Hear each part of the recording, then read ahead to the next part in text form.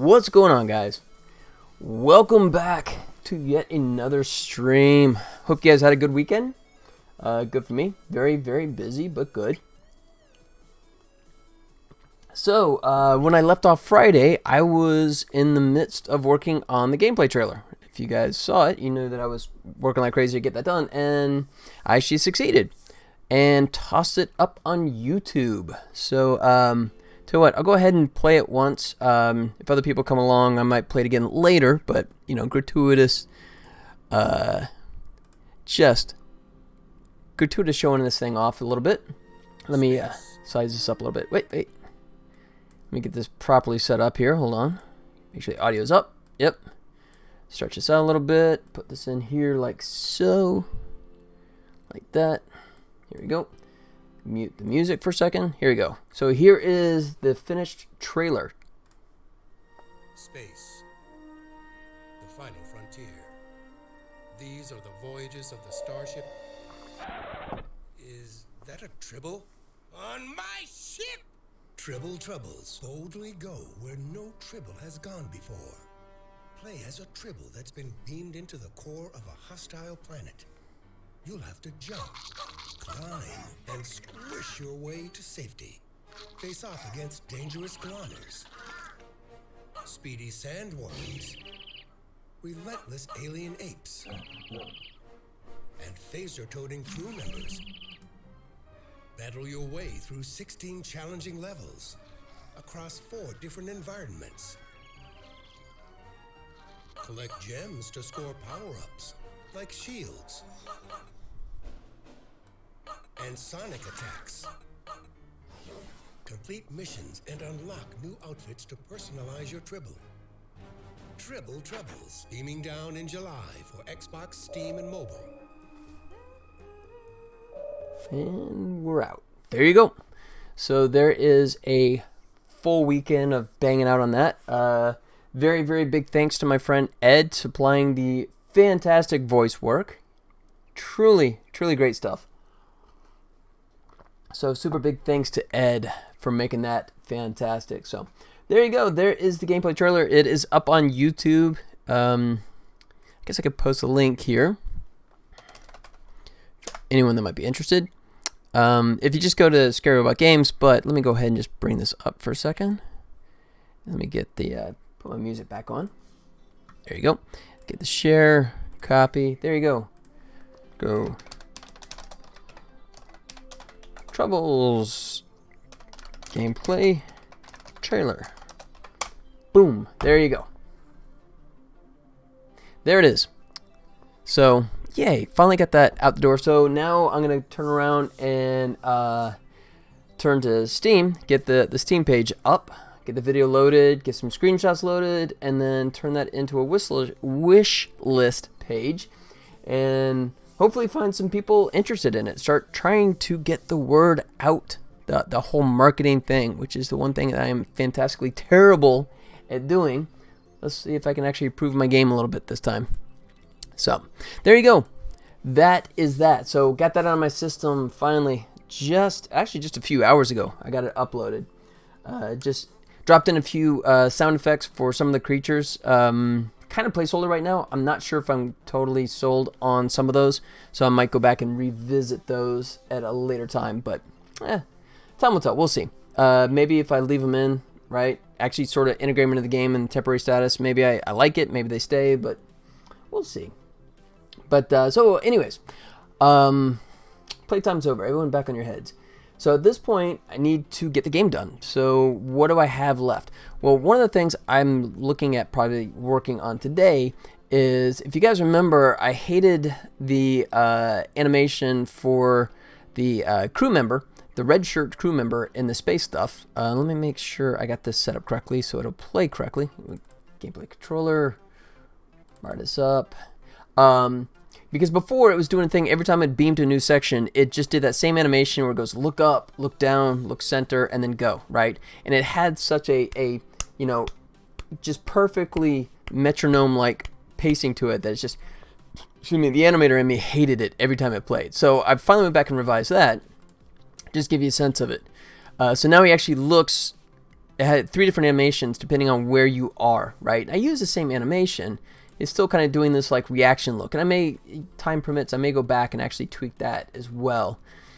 But it's more specific to where you are, right? So it's just, I think it's a better animation. So here he goes. All right, so there, that's a shooting thing, but he's gonna beam here in a second. There he goes. Now he's gonna look up. Oh, you're up there, right? So much better than the whole metronome like up, down, center, boring look stuff. So kind of happy with that. So I'm gonna let him come up, and then I'm down here. See, and he looks down. So, you know, ties specifically to where you are, right? So that's pretty good. I'm happy with that. But now, so that's space stuff, right? But if we go back to the jungle, right, that still has the up, down, center pacing, which unfortunately is in the trailer, but you know, it happens so fast that I'm hoping that nobody really fixates on that and looks at that and kind of goes, you know, that animation is crap. I thought this guy said he animates. So, but hopefully that kind of slips through the cracks. Everyone should just kind of focus on the whole general picture of the trailer. So, oops. Let me switch this in here to 3-1. So it brings up jungle, like it should. And compiling, and there we go. Ta-da. All right, so this is what I want to play with. There, see, every time he stops, up, down, center. Up, down, center. Yuck, right? Up, down, center. So that's what I'm going to work on, is kind of doing similar animation to the idea of what the red shirt character does, right? Where he looks in a specific direction, up, center, or down. And I'm going to try and break it up. Whereas the little space guy I got a little lazy with because I was just trying to bang it out. Oh, shoot, you know what? Let me, for the trailer, I went ahead and did infinite damage. So let me go ahead and turn that back off because I don't want that to stay. Let's see, take damage. Let's take damage. Oh, let's see, and player health minus. Whoa, isn't that? Oh, it's in the. Oh, it's in game controller. There it is. Yep. So there he goes. Go ahead and bring that back to life. Putting the game back to more normal status. And now, when the ape jumps all over me, I'll actually lose a heart. There it goes. Alright, now we're back to normal. Alright, having done that, let's go ahead and jump out of Unity, and I'm going to bounce over to Maya. Maya LT to be specific. Alright. Minimize the graph editor right now. So first thing what I'll do is probably just load up excuse me, the scene excuse me, with the ape, just doing that up, down, center look and work off of that. So right now I'll call it look around, right? And I'm just going to revise that, make it look up, look forward, look down, and hopefully do some different looks as well. Not just the same animation like I did on the space guy. That is the game plan. Sorry, let me get situated here. Too many wires everywhere. Okay, good. My old Logitech G13 is behaving nicely, so I can control Maya pretty well. Yeah, so he's just doing the up. Like that. So, this goes. Yeah, so I don't mind the timing there. I'll use that, but then rather than have him look down, I'm going to have him looking up and then kind of have a reaction. So he looks up, sees you, right, has the recognition, and then do like a, right, you know, grunt or like, you know, something like that. That is the game plan. So first thing, let's go ahead and save this as a new scene.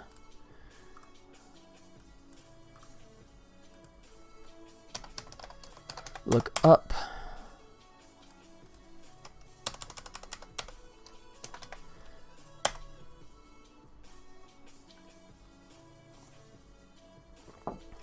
Okay, so, boop. First thing I'm going to do is nuke a bunch of frames here, where he starts to look down. Right here, that all goes away. And we go to 30.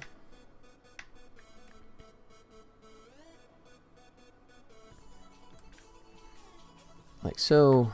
1, 2, 3. And I think that's everybody. So 1, 2, 3. I'll just have another settle frame here, I think.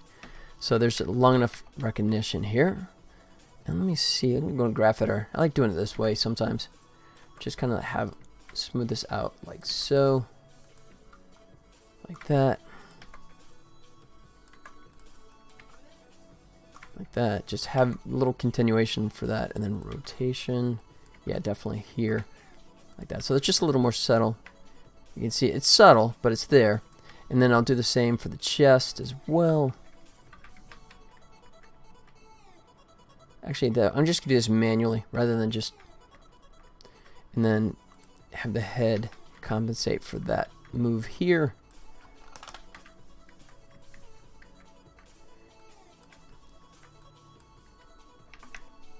Yeah, it's subtle, but it's nice that there's a little more life to it. And I think I have the hand. Now this one I will do the same trick. I'm going to go in the graph editor and just let this do a little bit of a subtle settle. Like that, and then rotation. Same here as well.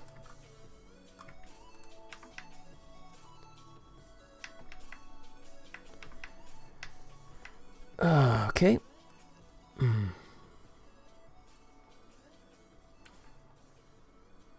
And okay, so then I have like 15 frames, which is like half a second. Right.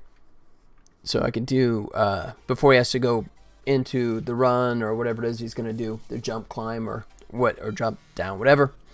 So, yeah, I have basically to 30. So I can't do too much unless I cut into that. But I like that recognition. I like that, oof, you know, oh, there you are, right? So let's see what I can do here. I'm just going to rough this in. Save, go 1, 2, 3. Kind of like have the body rear back.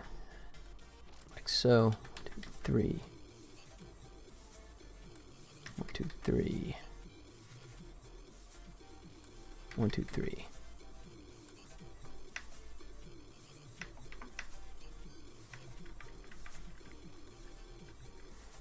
All right. So I like that. So right now I'm just having the pelvis bounce, do this little bounce drop thing here. But I think what I'll do is just push that a lot further. Like this. Tell you what, I'll go up in here in the graph editor, work it this way. So it dips down and then goes up, right? But I think what I'll do is I gotta make sure I have enough room for the legs. I can cheat the top of the leg down somewhat, but I don't want to push it too far. So I'm gonna come down further, like so. And then really go up here. Yeah, so I can cheat the legs down to compensate for this.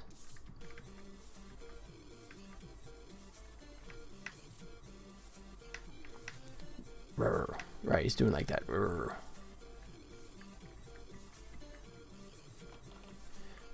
I think I want this to crest in that one instead of that one. And then from there, what I'll do is I'll have a settle, but at this point, at frame 30, we're going to fade into whatever animation comes to follow, but I might as well just have a little settle kind of animation here. So if we are delayed or whatever, it has a nice little follow through here. And that one's pretty good. So here for the bounce, I'm going to have that come down, and then rotation. I haven't done anything with rotation yet. I think I do want to, though. Let's see. So if I'm going to have him scrunch down, I'm going to let the pelvis kind of rock backwards. Like so. And then have it rock forward. Oops. And have it kind of come to its conclusion there. Yeah. Boof. Alright, so he's just going to do a big old yar kind of yell there. That's what I'm thinking, like a growl.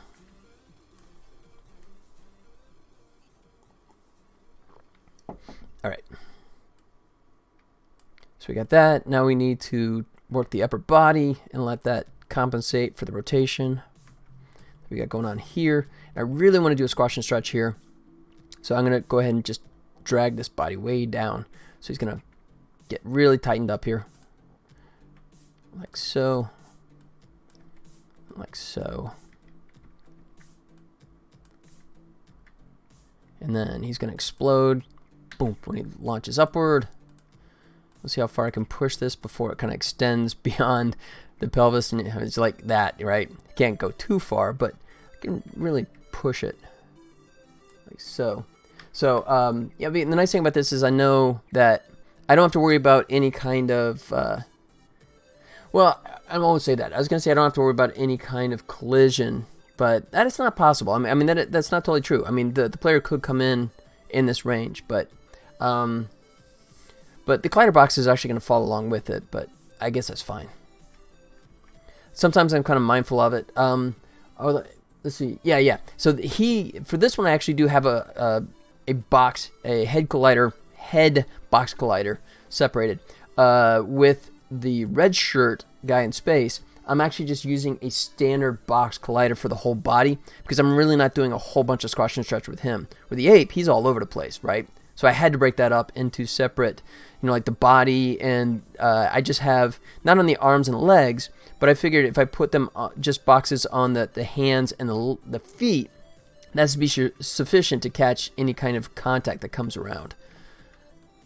So I'm going to go like, boom, like really big. Oops. Here.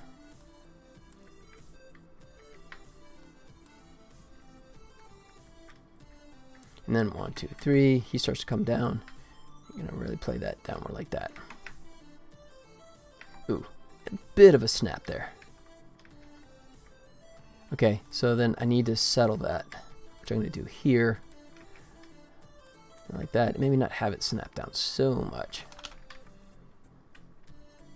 That's still a bit of a pop there. I'm going to dial that like that. Maybe not even have the whole thing come down that much. Oops, sorry, off frame. Like so. There we go. We'll try that. Yeah. A little bit of a snap down there.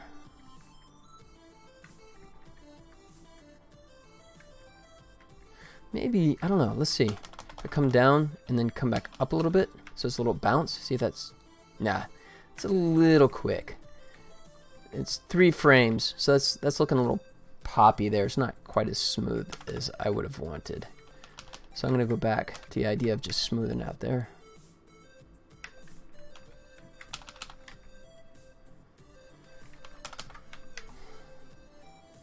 Yeah, and I think right now is because I'm seeing the head fixed, so that's kind of throwing me a little bit and sort of making it look a little more poppy than it should be. So let's go ahead and address that. And right now I'm keying all on the same keyframes. I can offset them later if I have the time or inclination, but as long as I keep the keys kind of close enough together, I still get a pretty decent range of performance here. So at this point, he's going to really tuck down. Head as well here. I'm going to like foreshadow it by having the head start to come down. Yeah, that's good. And then really tuck down again here. And then maybe start to arc him upward so the head is sort of like leading the body. Have it down more. Yeah. And then we lurch up here. So at this point, he's going to be going way up big like that. Because I want to do the big roar. Raw, like that.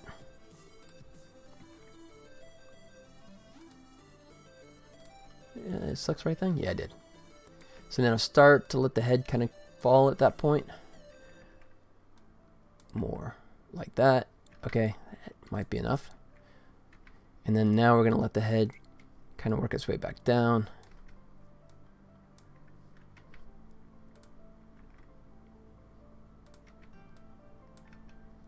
Let's see. Which way do I want to go? Do I want to come back up here a little bit? No. Nah, I'm going to let it keep following downward a little bit like that. Alright. Rawr. I want to see if I can push the body even more. The head's really coming up there, but I want to see if I can get away with more with this body. Like so. Whoa. Not too much.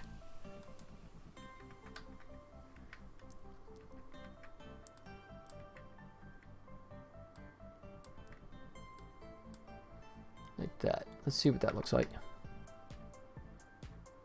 Yeah. So yeah, and then I think what I'll do is like have the blink eye goes really wide here, and then the eye closes down here.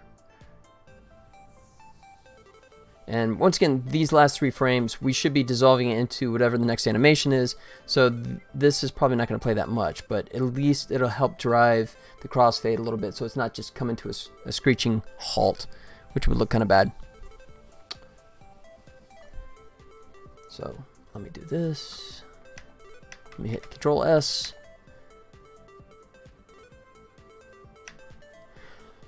Excuse me. Alright, so we got the hands here. Let's see, one sec.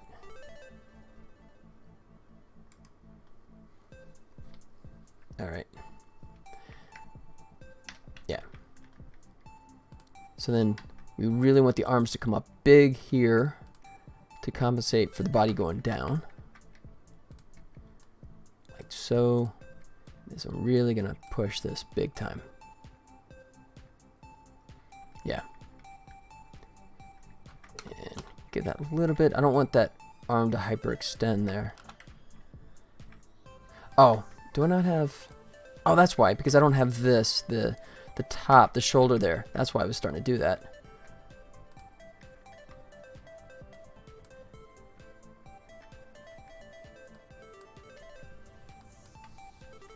So start to like that.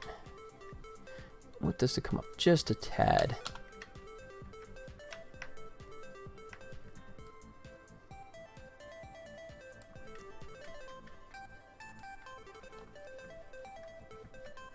Let's see, it comes up quite a bit there.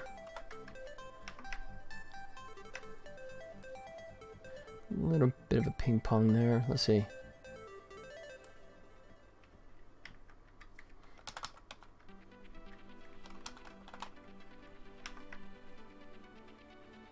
Yeah.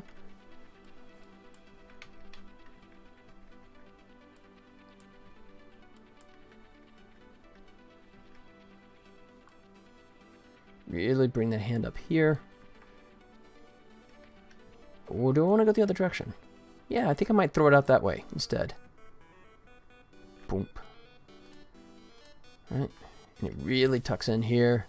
So this I can leave the shoulder pretty much where it was. Here I'm just going to push it a little bit further. And I think what I'm going to do is, while I'm here, I think I want to play with the mouth as well. Because I really want to try and sell this. Excuse me. Alright, so do I have the mouth? Yep, I do.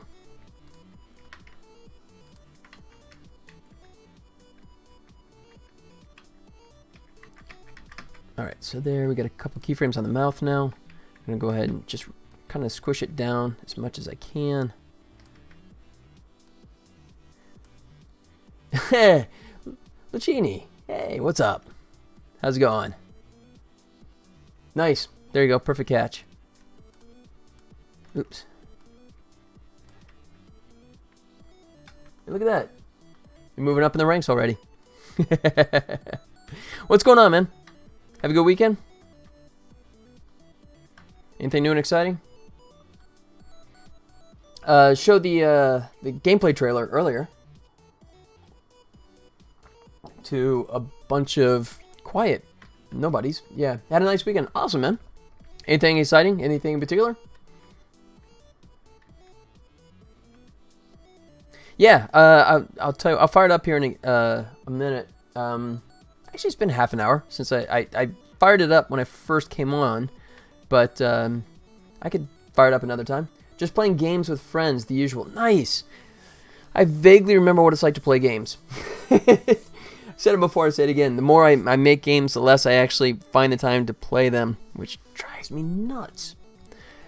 But yeah, I keep hoping that I find the time. But tell you what, I'll fire it up. A couple more people dropped in, I think. So tell you what, let's do it. Here we go. If you remember on Friday, I was working on it, and this is the finished product. I muted that. Get that? All right, here we go. Space.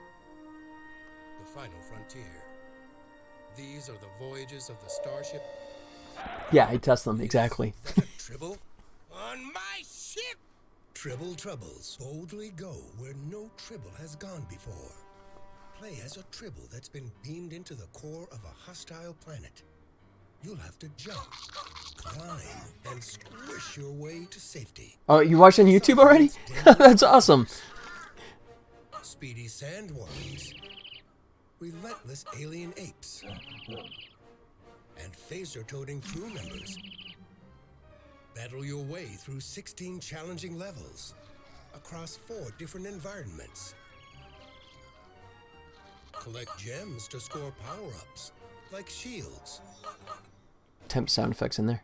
And sonic attacks.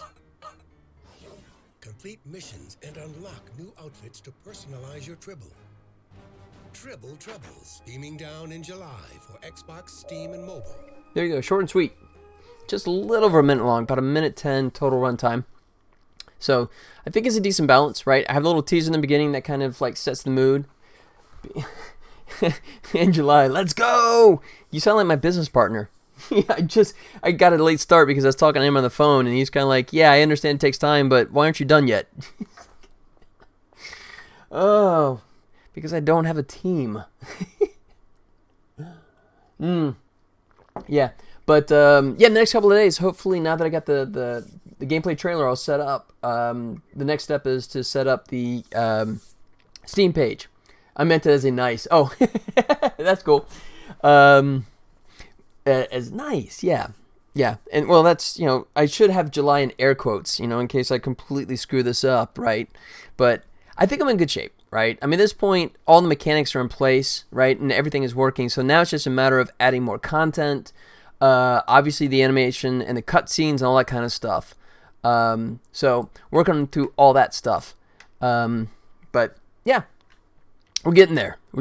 So, as I was mentioning, I watched the teaser, not the trailer. Now I remember. Yeah. So, yeah, I took the front half of the teaser, right, and condensed it because, originally in the teaser, I let it play slow, like the original Star Trek introduction does, right? And it's like, you see the slow with the little ding, doom, doom, doom, right, and the stars, right? This one I kind of jumped straight into it, right? So he's talking like right away. Kind of condense that a little bit so it's a little faster. We can get to the actual gameplay faster. But yeah, so recycle a little bit of the teaser, and then we go into the actual gameplay stuff. Aaron Simpson, hello. Hey, welcome, Aaron. How's it going, man? So, yeah, I just showed the trailer. I can fire it up here in a little while again. But, yeah, I spent the weekend finishing the gameplay trailer. Really excited to finally have that done. In case you're not familiar, I'm working on a video game starring Tribbles from Star Trek, which, yes, I actually do have a license for. I have a license agreement, which allows me to use Tribbles, Glommers, and, well, technically also Quadrotriticale. Kale, I can use that. Kaylee. I always mispronounce it. Quadrotriticale. You need a Twitch bot with trailer or release. There you go. I have no Twitch bot. I have not taken the time to learn how to do a proper Twitch bot. So it does nothing, right? It does none of that crap. Which all the other guys that do this better do it a lot better than 4 weeks ago. Just chilling, working on a game too, like watching game dev streams. Cool, man. Aaron, if you feel like talking about it, share, man. Let us know what you're doing. I tell you what, rather than show the trailer again, I'll jump into a little bit of the gameplay here. So what I'm working on right now is I have 4 different environments, and this is the jungle environment. And what happens is this ape chases you from platform to platform. And when he gets to the platform, he just does this bit where he kind of looks up, down, and center. And I'm kind of revising that so the animation is a little prettier. So bounce back over here real quick. So like he's going to do like a focus, right? And then he's going to like do a roar, right? But I'll show you what the game is looking like. It's a platformer. Vertical climbing kind of platformer kind of thing. So 4 weeks ago, you were like, blow the stone. Did I miss the gameplay trailer? Do the little exclamation point. Yeah, but it's on YouTube. Yeah, I'll post the YouTube. Do I have? There you go. There's the YouTube link if you want to check it on YouTube. Or, I don't know. I will let Lucini be the deciding factor. Lucini, I know I just played it, but should I go ahead and fire it up again? Since we have a couple people that just dropped in, especially Blow the Stone. Since he's been hanging with me since the beginning and is also doing his own game. Yeah, play it again? Okay. Then I will do that. I haven't even started the music again, so that works fine. All right, here you go. Sorry if it's becoming gratuitous for those that have been here for a little while, but here you go. Here is the finished product. Get it a little wider here. Let me pause. Let me stop Unity so it's not killing it in the background. Here we go. Definitely just dropped in after that major error I just got. Oh, okay. Before I do the trailer, tell you what, let me go ahead and do a nice bombing run so you guys can all be airborne as the trailer plays. How about that? There you go, guys. Here we go. Space. The final frontier. These are the voyages of the starship. Is that a Tribble? On my ship! Tribble Troubles. Boldly quiet. go where no Tribble has gone before. Oh. It's quiet. Okay, let me... quieter. Here, I'll crank the desktop audio just for this, and I'll dial it back down once we're done. Space. The final frontier. These are the voyages of the starship. There you go. Is that a Tribble? On my ship! Tribble Troubles. Boldly go where no Cool. Tribble Better. has gone before. Play as a Tribble that's been beamed into the core of a hostile planet. You'll have to jump, climb, and squish your way to safety. Face off against dangerous piranhas, speedy sandworms, relentless alien apes, and phaser-toting crew members. Battle your way through 16 challenging levels across 4 different environments. Collect gems to score power-ups like shields and sonic attacks. Complete missions and unlock new outfits to personalize your Tribble. Tribble Troubles, beaming down in July for Xbox, Steam, and mobile. There you go. Short and sweet. Minute 10. There it is. All right, so put that back down. Drop the music again. There you go. Awesome. Thanks, man. Appreciate it. Thank you, thank you. Well, it's all due to the magic of my friend Ed, who has that wonderful in a world kind of voice. Ed's great, man. I've been working with him. He's been there since my very first game, Poker with Bob, and I always bring him back, man. He's my go-to. Oh, there was a miss. But yeah, thanks, guys. I appreciate it. So hopefully that will be the beginning of... I never saw the clothing sets. Yeah, those are really cool. I had... Daniel was doing... Daniel Thomas has been doing all this art for me. And he got busy with other stuff. So I found another guy locally here named Dane, who jumped on board and also helped. And he did all those outfits. Did a fantastic job. I still got to do the animation for those, too. I got to integrate those. So each one of those kind of like plays along with the fur, right? And follows the animation. So I'll have to work on that coming up at some point. I might jump on that pretty soon. But yeah, there it is, guys. So right now, like I said, what I was working on here for the moment is trying to improve the ape animation. You were going to show us some gameplay. Yep, that's what I do right here.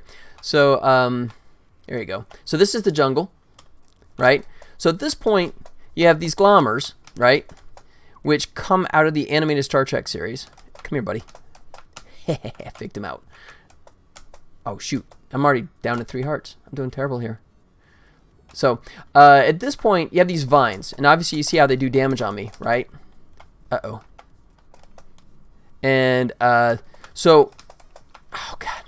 I suck at my own game. So, if you go like this, right? He'll climb up there, and he'll actually stomp on the vines and clear the way for you, right? Which is pretty cool. So, you have to sort of like guide him around and let him clear the exit for you. Once you do that, you can let him go in here, and then you can hit him. That's the only time you can actually hit the ape. Any other time, and you'll do damage. But when he's stuck in that little Venus flytrap kind of thing, you can take him out, and he spawns a bunch of gems like that, right? Which is a nice little setup. And then you can kind of jump on the next one, so it's just more of the same. When you're in the jungle, it's a lot of the same stuff. It's just different layouts. That's what I'm working on, is just all different kind of structures and stuff like that. So, come here, buddy.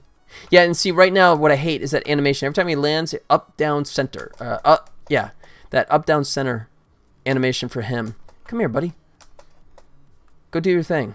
See that up, down, center. That's the animation that I'm trying to work on today and improve.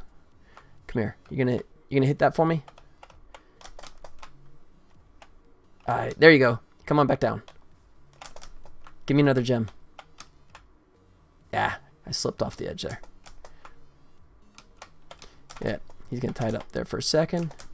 Well, I may have gone a bit crazy with my game since it's my first game, but I'm trying to build an RPG with a twist. Wow, dude. That's ambitious. Yeah, if you want to share it. Oh, shoot. No, let me squish him. Let me get him trapped first. Yeah, I mean, do you have any stuff you want to show? Come here, buddy. Boom. There he is. Like so. Oh, I lost that one. Shouldn't it be like once he's at your level, the monkey, he's not looking up, down, rather right at you, since he's kind of wants to charge and kill you. You have a few picks. Yeah, share those. Yeah, Lucini, yeah, you're exactly right. And that's what I'm working on right now, right? That was always a placeholder animation that I was going to come back and fix, and that's what I'm fixing. So right now I'm working on the animation where, like, so if you're above, right, when he lands, he looks up and he sees you, and then he's going to do like a roar, right? And then he'll go and start heading towards you. So I'm going to do 3 animations. One that's like this, where he's looking up. One that'll look down, and maybe like, you know, since he's looking over, he'll kind of like bang his hands on the ground. And then one where you're forward, and he'll look at you, and he's like, rah, right? And you kind of like, you know, or maybe something like I don't know, he'll shake his fist or do something, right? So yeah, I'm taking that one really generic animation and splitting it into 3s. That's what I'm doing right now. That's going to be nice. Yeah, I'll show you the difference because I did that already for the spaceship stuff. Because originally, excuse me, that was doing the same thing, right? Where the red shirt on the spaceship was doing the same thing where he'd look up and he'd look down. I like the climbing animation of the monkey. Thank you. I appreciate that. Oh, shoot. Let me fix this. Hold on. Hard code. Let me switch this back to 41. There he goes. All right. So yeah, so this is kind of the end result, right? Whereas originally the red shirt was doing the same thing, where he just generic animation where he does look up, down, center. And now this one, so now he's kind of, that was the look forward because that's where he was at the moment. But now he's going to look, yeah.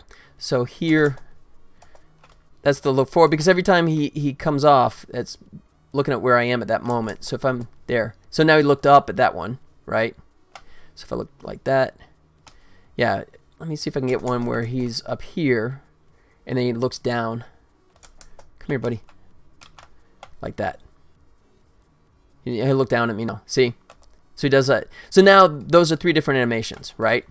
So I already broke him up, and that's kind of what I want to do now for the ape. Oops. So that's the objective today.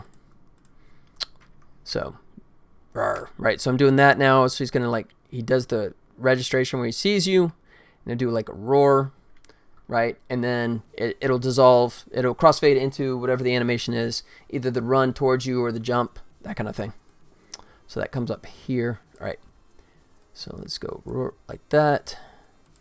So just working away. So yeah, Aaron. Yeah, if you want to share the pics, man, feel free to send links or that kind of stuff, man. We're happy to show off and promote all my fellow devs for sure. All right, so I think what I want to do also here is let the fingers have some life. Boom, right. So he's just going boom, big old. He's not happy. that you're not in front of him. He's not happy that he's not squishing you right now. Beating up on you. Excuse me. So, roar, like that. Come on, why can't I select you? There it goes. Alright, so kind of continuing that same thing. I'll let the arm go like that. Can I stretch it a little bit further? Maybe.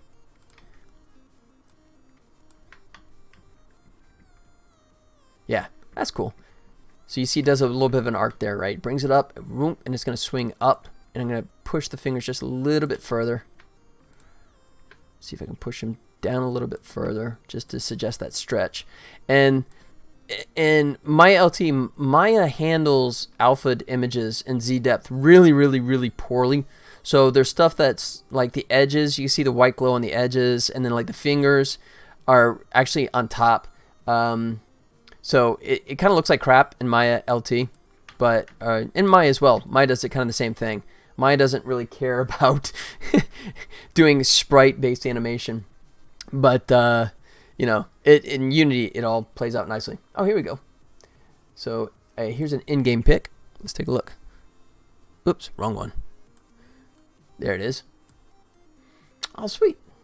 Unity, or what are you developing in? I see 3D, so that sort of negates Game Maker there.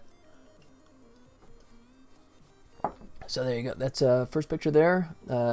Start of the world map. Oh, cool. Nice. If it is Unity, are you using like tile-based stuff? The Unity's built-in tile-based stuff, or you just kind of doing your own thing? In the game area. Oh, cool. Yeah, it definitely has the Zelda vibe to it, for sure. I like that. God knows I spent way too many hours playing Zelda in my life. Overview of the map. Oh, cool. Yeah, so we got some depth there, some height.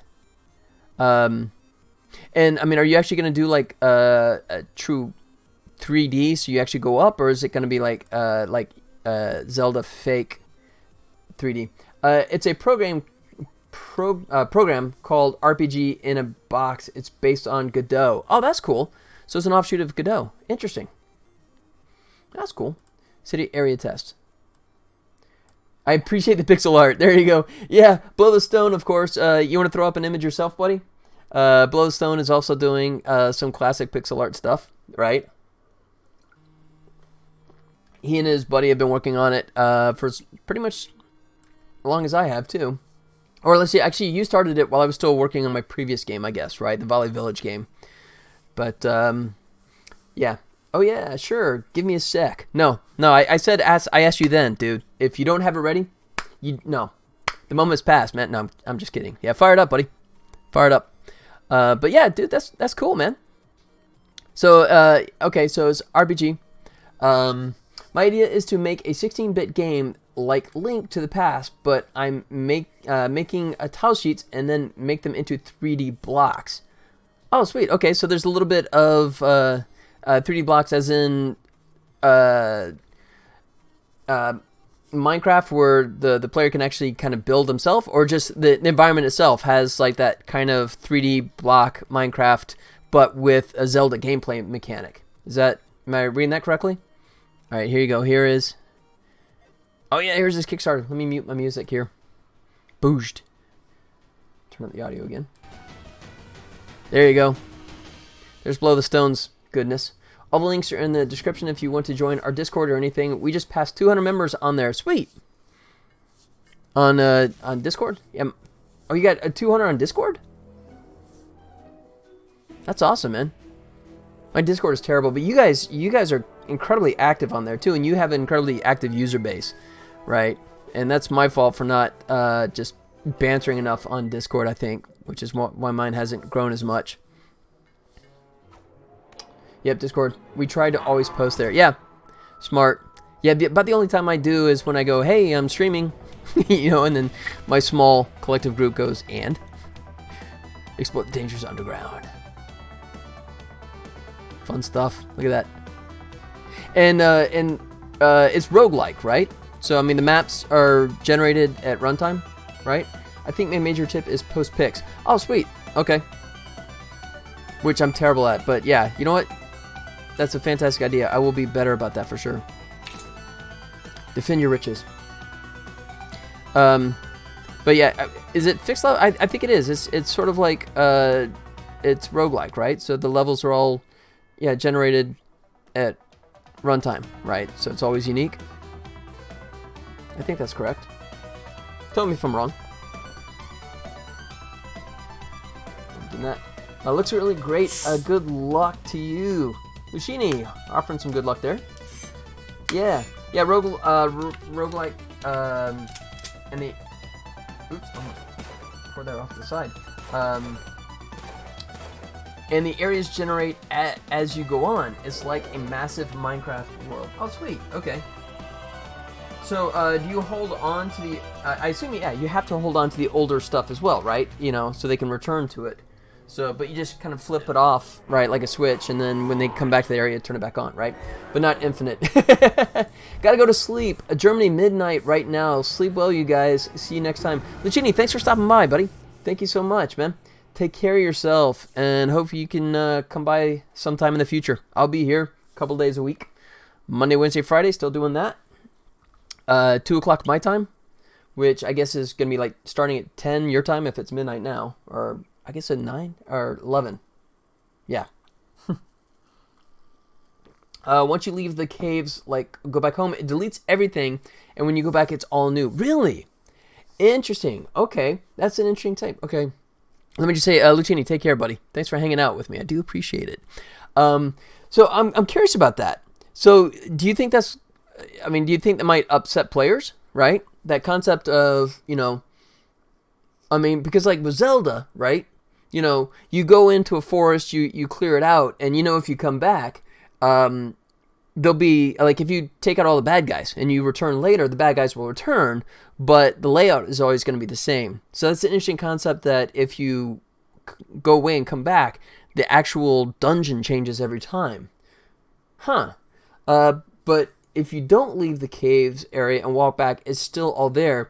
That way you don't just walk back and forth and it keeps generating a new place. Got it. That's interesting. Okay.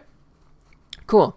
But I'm sure people will pick up on that quick enough, right? The first time they, you know, are in the caves and they go back to town to cash in something and they go back to the cave and they go, whoa, what happened to everything? Well, it's like Minecraft blocks, example 16 by 16, but they're all custom blocks than flat like Minecraft like this. Yeah, blocks. Yep, I got that. Oh, cool. Okay. All handmade, taking me about 4 or 5 years off and on so far. I sympathize, man. My first game was years of nights and weekends for sure. But I mean, dude, total kudos for hanging in there, man. Like the art style. Yeah, Aaron, yeah, blow the stone. I actually agree. Yeah, I like the 3/4 art style. That reads really well, man. Absolutely. I think a nice touch too. It's just like the bottles here. You can actually see the depth there. So it's a nice touch. Thanks. Yeah, Aaron. Very cool, man. But no, what I was saying too is like, I mean, I think what happens is a lot of people, especially if their project is overly ambitious, right? They work on it for some time and then eventually throw in the towel. But I mean, that's fantastic that you're what you said, like 4 or 5 years on and off, and you're still, still hammering away on it. So kudos, dude. Kudos for having the determination, and the endurance to do it. That's very cool. Yeah. I mean, I'm always fascinated. I mean, I'm curious about how many games, right, that were actually really potentially really good, but they just never come about because, it's just something doesn't work or they get tired and they just kind of toss in the trash can. So, I mean, I'm kind of curious how many games that we've missed out on that could have been like really fun experiences, but, never quite got done. The idea with the game is that every time you go into the caves, it's a new adventure. The only static area is the kingdom, where all your crafting and stuff is done. Sorry, I don't want to talk too much about my game on your stream. I feel a bit rude. Dude, I'm asking, man. Come on. I mean, it's not like you're tricking me into it. I'm cajoling you. I love talking about my game. Just don't want to be rude. Nope. Hey, what the heck, man? We're talking about games, right? Mm-hmm. So yeah, so here you go. I'll bring it back to me, right? You know, enough talk about me. Let's talk about you. What do you think about me? No. I'm kind of, you know, whereas, you know, with mine, I have, let's see, let me bounce back, right? So I have all my levels, right? So like spaceship, here we go, right? I got like all my pre-made levels, right? And there you go, there you go. So these are already, you know, locked in stone, but the key difference is that they're modular, right? So hopefully, I mean, I can keep it fresh because every time I play the game, it reorders, right? And if I make enough levels, right now it's literally 8, which is the bare minimum.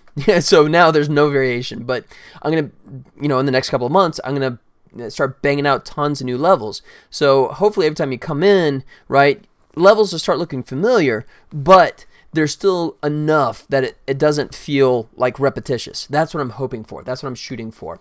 Yeah, LOL. I think you're great, except when you cheat 107% at your own games. Yeah, but that was the last game, right? I don't cheat with tribbles, right? That was only the Volley Village, right? You know, when I was cheating. But, you know, thanks for not letting me live it down. I appreciate that. Yeah, my math, you know. I'm an art guy. I'm not a math guy. So, you know, when you have a score of 100%, 107%, accuracy rate of 107%, that just means you're that amazing. Yes, I look forward to hopefully my next game where I can have like a real budget and actually have people that know what the heck they're doing. So I can just sort of do some animation and then let everyone else do all their fantastic stuff. And the game will be so much better as a result. That's the dream. Roar. Okay, so he's doing a roar. So keep talking though. I'm going to just keep animating here. But yeah, keep sharing. Well, so where are you at these days in terms of your timeline? I know that you're going to go ahead and take another stab at Kickstarter, which I'm in the discussion with my partner on. What are we going to do a Kickstarter? It depends on when you ask me. Sometimes I think it's a yes, sometimes I think it's no. If I do, it's going to be a really small one. It's just going to be more like finishing funds to help fund a little bit more of the art content and also just sort of like start the ball rolling on PR stuff, right, on some services. But I don't know if it's going to happen or not. I thought it was, but then I had a conversation today. I don't know. We'll have to see. I just have to remind everyone here once in a while that you got that 107% score. Yep. That was bad math on my part for sure. That's a good idea. If you ever need tips, feel free to DM me. I will, man. I'll definitely take you up on that if I get my, you know, partner, the guy that owns the rights, to definitely give me the thumbs up on doing that. I hope so. Excuse me. We're in discussions, right? We have differing opinions on what it can do for us, but we'll see. I just know the holidays are a bad season to do it. Oh yeah, I can believe that, right? Yeah, that won't be the case. Hell, the game comes out in July, so I don't think there's any holidays between now and July anyways. So if I did, it would be in the next couple of months, if it does happen. So at this point, I think I'm going to have the fingers start to come back down. They've done their bit. So actually, maybe not quite that much yet. Start to let them come back in. Boom, boom, boom. Like so. The way I look at it is the Kickstarter is like a marketing campaign. And that was my argument. It puts your game in front of people who are willing to invest money and see cool projects. I agree. My partner, unfortunately, because we're using the Tribble license, right, and because it ergo, you know, implies Star Trek, he kind of thinks that it sort of like shows a bit of weakness, right? And I mean, I get his point, but I mean, because this isn't a Paramount finance game, right? This is a small scale game. So I mean, that's what I try to explain to him, and yeah. We'll see if it comes about. Fingers crossed. I would really like to do that, you know. And I mean, if anything, it's a double benefit kind of thing because, you know, you do get exposure and you do get a little cash, but it's also a good way to test if you have the user base too, right? You know, I mean, if you do a Kickstarter and 5 people back you, then you kind of look at it and kind of go, whoa, maybe we don't have much of a game after all, right? Maybe we don't have an audience that we thought we did. Right. So at this point, I think he needs to start coming back in, the arm that is. Yeah, like so. just like that.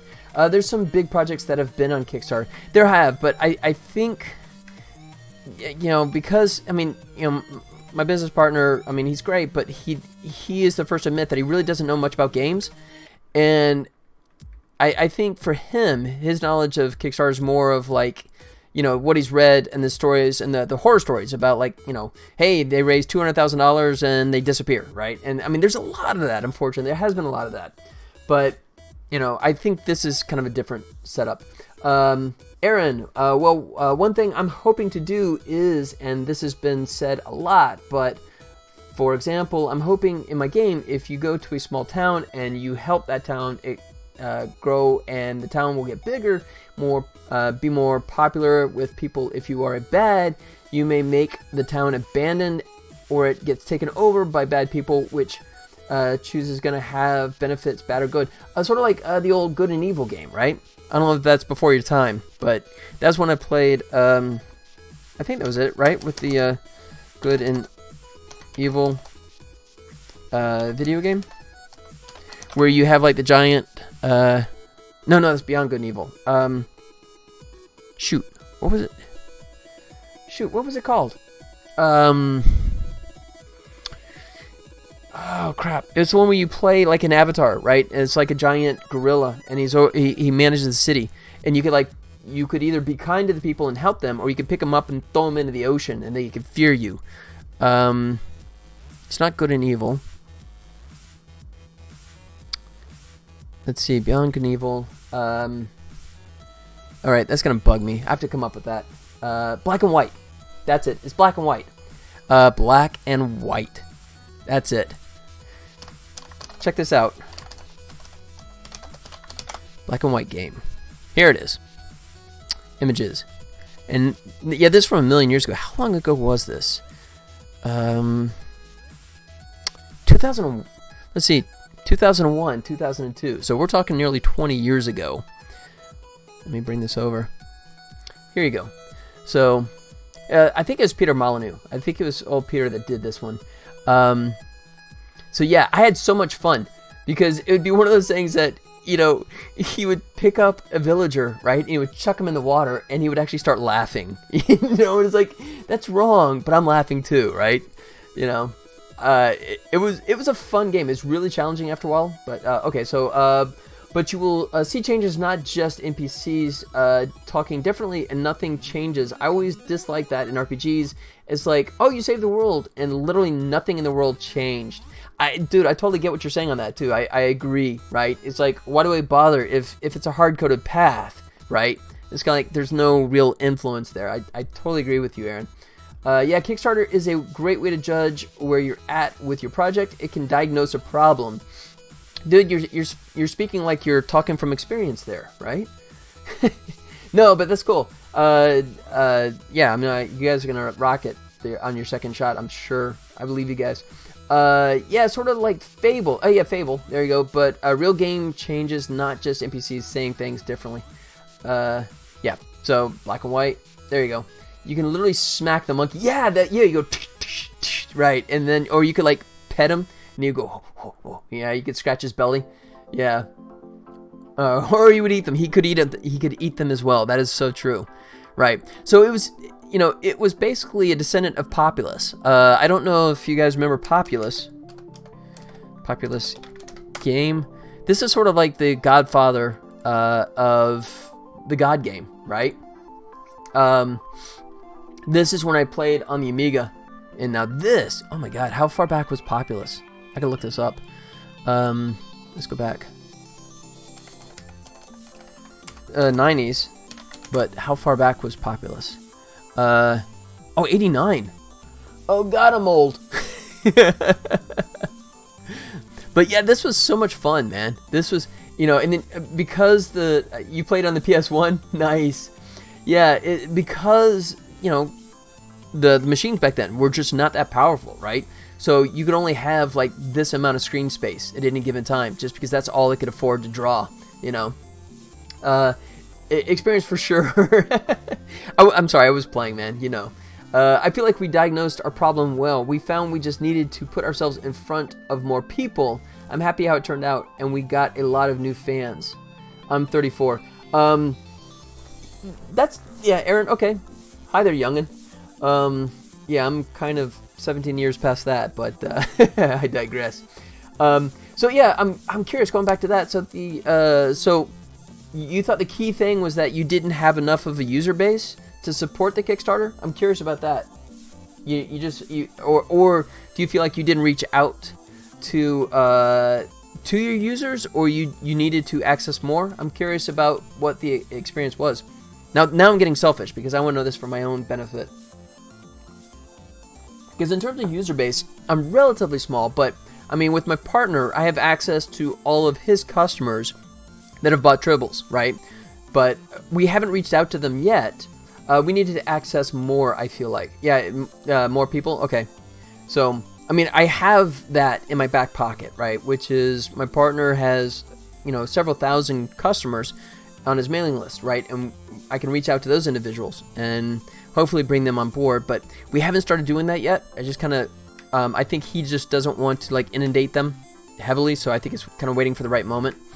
But I'm hoping now we can start the ball rolling with the gameplay trailer, right? And start whetting their appetites and get them interested.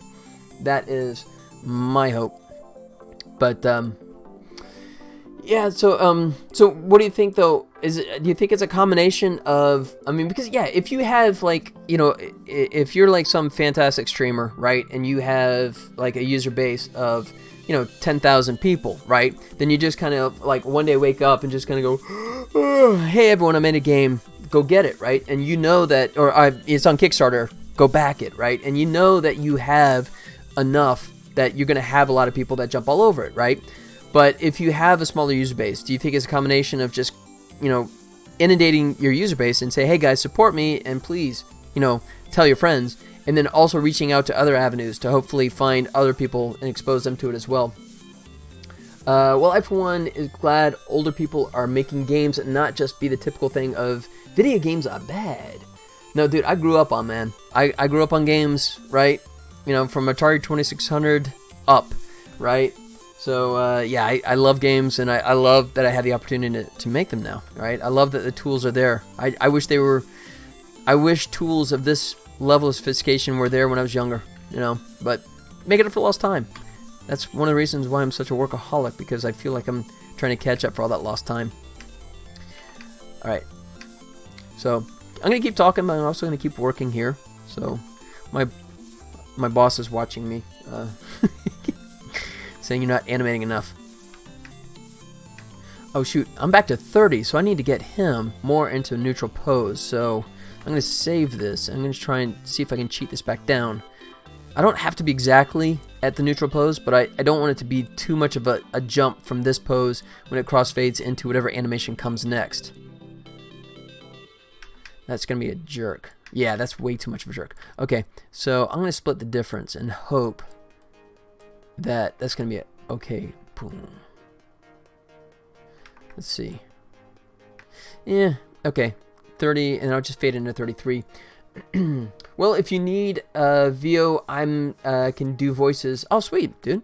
If you got some work, if you got some examples, yeah, forward them my way.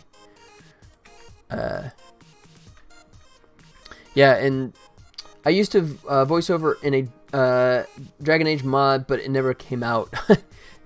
That sucks. Yeah, nothing's worse than working on a project that never sees the light of day, right? Okay, you know what? I'm gonna just, hate to do this, but I'm gonna leave them wider, and then let it come down like that. And that's another thing that my partner are in discussions about, because we're talking about bringing in some names, some recognizable names to work on the game. But if we go that route, then we have to go SAG, and it makes things a lot more complicated. And we're in that discussion now. Yeah, it's hard. A lot of people forget the whole marketing side of things. It's hard because game dev is like juggling chainsaws. I like that. That's so true. You have the game itself you got to make, bug fixing, managing community, and reaching out to new fans all at the same time. Yeah, I have a friend of mine named Emily that is here locally in Vegas, and I'm now, as soon as I get the Steam page up and active, I'm going to hire her, bring her on. She does PR, and she also does community management, and I'm going to bring her on board to hopefully correct some of my wrongs and get some more life and activity in this stuff for sure. That is the game plan. Well, if you ever need a Lord of the Rings license, I can do the Gollum voice. This meme describes it well. Let's see. Yeah. That one dude in your DMs saying your game sucks. Programming, art, music, Twitter marketing. And I think I do like 3 of those. You know? Which is why I'm in the state I'm in. Aaron, thanks for the follow, buddy. I appreciate that, man. Thank you so much. Thanks, man. I do appreciate that. Yeah, so for me, I don't really do voice stuff, right? I did the scratch track. If you were here Friday, you heard me painfully listening to my own voice. I hate that, but now the only thing I can do is I do the Marty, right? You guys know that. I like doing the old Marty McFly. You know, the classic, Doc, are you trying to tell me that you'll build a time machine out of a DeLorean? So there you go. So if I ever do a Back to the Future game, there you go. I'll hire myself to be Marty. But, yeah, that ain't gonna happen. I wouldn't touch that, man, because after the, I don't know if you guys ever played the graphic adventure Back to the Future games, but those are fantastic, man. You could probably pull off a good Shaggy. Scooby! I never thought about that. Yeah, I guess I could, too. Zoinks!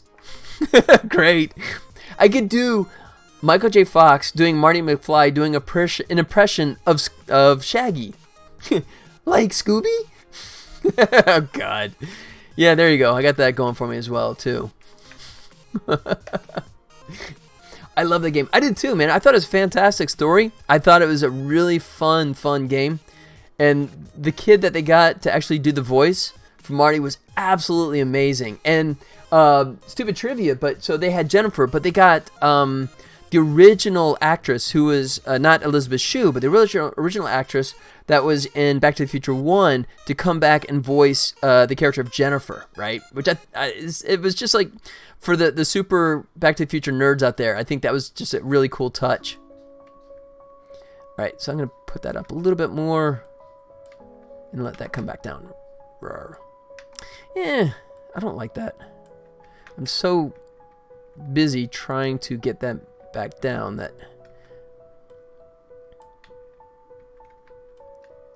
kind of losing the motion there. Alright, so let me see what I can do here. 24. Go big. Like so. Wow. Maybe bring this up. Like that. Yeah, it's okay. I'll see. I might revisit that, but I'm going to stop messing with that. I'm kind of fixating, so let me go ahead and mess with the other hand here so I can get some life into that guy. Because he's not doing anything yet.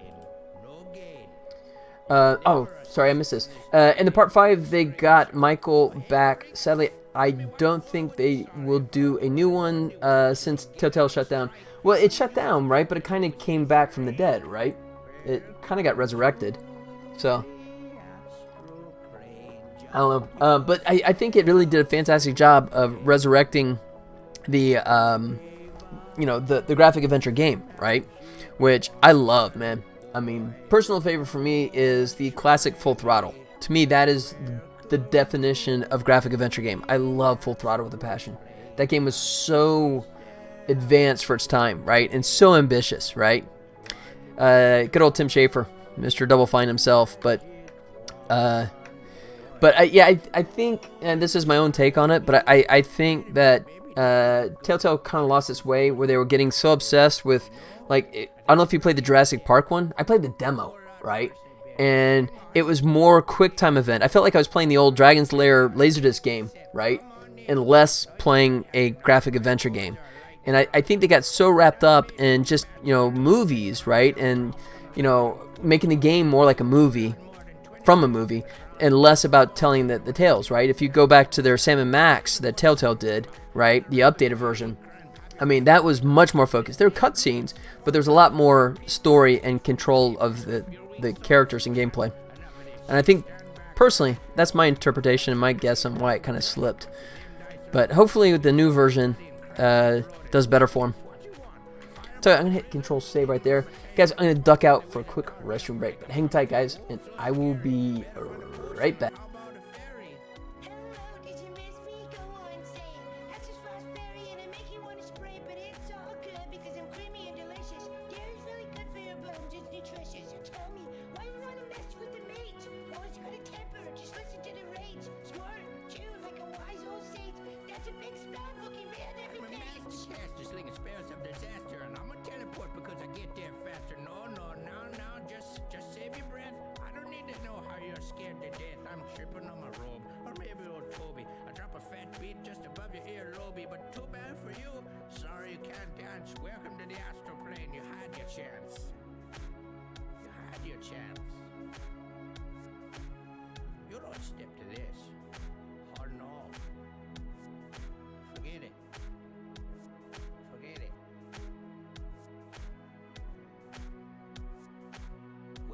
To the astral plane.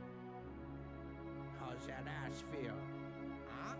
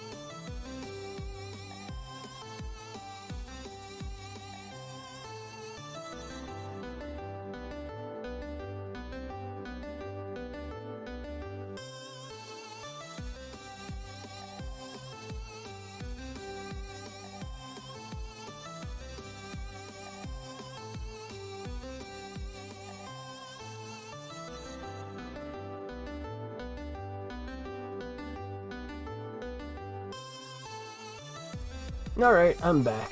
Yeah, so yeah, speaking of Shaggy, that's Matthew Lillard there, right there, so who played Shaggy in the Scooby-Doo movie, so how's that for a fun little tie-in?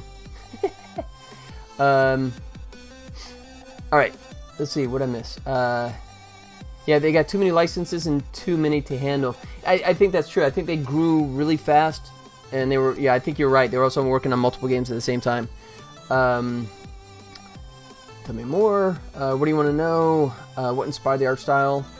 Well, my ideas are up in the air since I am learning all of this on my own, e.g. coding, art, story, level design. Dude, I sympathize with that, man. The coding, I was all self-taught as well, so I sympathize with that. I got this voxel program, and I thought, okay, let's get the map sheet from Katariko Village. I guess our appearance of Shaggy. Yeah. There you go, Matthew Lillard right there. Shaggy. Yeah. So I started to get the tiles and started building each object in 3D and then put in bit by bit, and it just worked. Nice. And it's always cool when it just kind of clicks into place for you, right? I mean, it's when you're first starting off, right, there's always that really big learning curve, right? And you feel like you're struggling, but, you know, when stuff does click into place, it's really gratifying, you know? Alright, so that's that one. Alright, so I'm going to work on the hand in the background here. So 16 and 19. So let's go like this. 16. Let it rock forward a little bit. And then now we're going to do the big boom, boom, boom, like so. Yeah, I'm okay with that. Let me do some work on the fingers. Oh, so Blow the Stone, back to that though. I don't know, did you, I think I asked, did you, and I might have missed the text, what is your status these days, right? I know you're going to do a second Kickstarter, right? Do you have a timeline on that? And do you have any kind of timeline for the game itself now? Or are you doing the traditional id when it's done kind of thing? I don't know how I can do it, but I can look at a 2D jar or tree and I can building from hand pixel perfect and the height and scale. Dude, that's a fantastic skill to have, man. Yeah. That'll help for sure when you're trying to make the content. If it just clicks for you, that's pretty cool.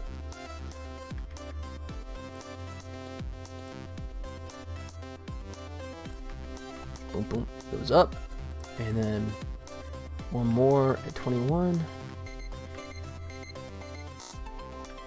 19. Do I do that different? Yeah, I do it 21. There he is. Oh yeah, we're planning on doing another Kickstarter. We're a little bit ID right now, here a little bit of when it's done, but that's only because it's looking like we're having the demo ready by the end of the year perhaps, but we don't want to do it during the holidays again. Yeah, smart. My spelling on the overhand could be better right now. Dude, my spelling is terrible, man. You will never hear me complain about anyone's spelling. 21, 24. 21. Oh, it's 24, not 23. There you go. And I every animator is different, but I like to at least initially work off of the same keyframe, so it's easier if I want to start playing with timing. That way I know that all the keys are on the same, so it's easier to grab and just sort of like offset and make adjustments. So if I want to like shift it, make it faster, slower, that kind of thing. Yeah, hey, if it makes sense, if it's legible, right? You know. Yeah, you ever see those things like someone does like the like Facebook and memes, that kind of stuff, where they do like the funky spelling, and it's like if you can read this, you know, and it's like garbled English, but you can still kind of read the whole point. So, yeah, I mean, it's, you know, it's, I would love to be perfect, you know, in my spelling and my grammar, but never gonna happen. You know, but I mean, if it's legible enough and people can make the point, right? They can discern what you're trying to say, then yeah, so what? Let's see, 21. So I'm gonna go ahead and grab him. Oops, no. There it goes. And then key that back at 21, like so. Also deving for a GTA 5 RP server, and I live stream that and play that too. Sweet. Yeah, I have GTA 5 on my PS4. I played it from in the beginning, but I just got so bogged down. And my PS4 is actually downstairs. I have like a kind of a movie room. I'm a big movie person, right? I have a film degree, so I actually have a projector, right? And I have like a whole like movie screen, and my PS4 is what drives it. And so ever since it got moved down there, that was like the last I really played any games on it. But GTA 4 I did finish. GTA 5,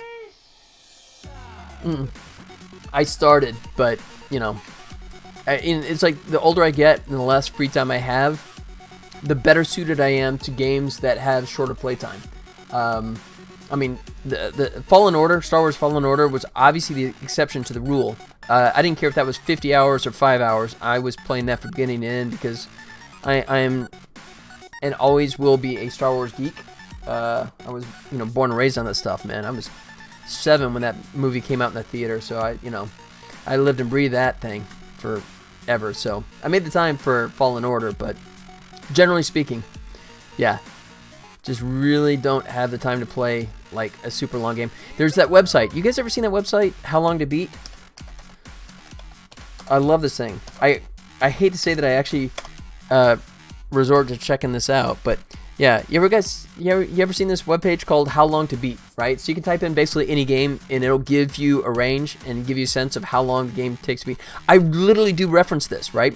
Because I have hundreds of games on Steam that I've either been gifted or bought through like Humble Bundles, those kind of things.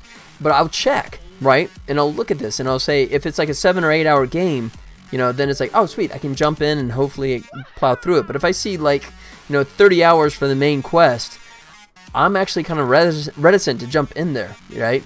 So like, let's see, if we go Fallen Order. There we go. Oh, where'd it go? Fallen Order. Why did it? Thank you so much for playing my game. Why did that change on me? It was like it appeared and then it changed. Hold on, let's just do Star Wars. Can never miss with Star Wars. Fallen Order. Did I misspell it? Yeah. So main story is 16 hours. I think I went a little over, but then I was also digging through the first couple of planets. I was digging through and going like crazy. But I mean, I love the fact that I can like reference, all this stuff and get a sense, right from the start. Look at that, Legend of Zelda: Breath of the Wild, main story, 49.5 hours. Okay, I don't own a Switch yet, but that's actually a good reason why I'm not playing Zelda, because I don't know if I'd ever be able to get 49 hours together to play that. I'm 22, bite me. I'm 22, and I'm already falling into that type of mood with games. I need games with quick rounds. Yeah, I'd sympathize. The coolest thing I do sometimes is play Elite Dangerous with Hoda's voice control and VR. I'm like hooked into the Matrix, the amount of wires I have around me. OP Scripter, Fallen Odor. Yeah, what is that odor? It's pretty fallen. OP, what's up, buddy? Welcome, man. Hey, how's it going? Elite Dangerous. Is that like elite as in dangerous? Elite Dangerous. Okay, yeah. I can't even remember if I own that. Hold on, let me come over here so I'm not like giving anything away, but I don't think I have anything exciting anyways. But let me bring this back over. So I think I own it. Yeah, it's in my library. Elite Dangerous. It's in my library, and I have a Vive, and I'm still not playing it, dude. Because Elite back in the old Commodore 64 days, right? Okay, so just to give a comparison and contrast, the world we live in, right? So let's get a good screenshot of like. There you go.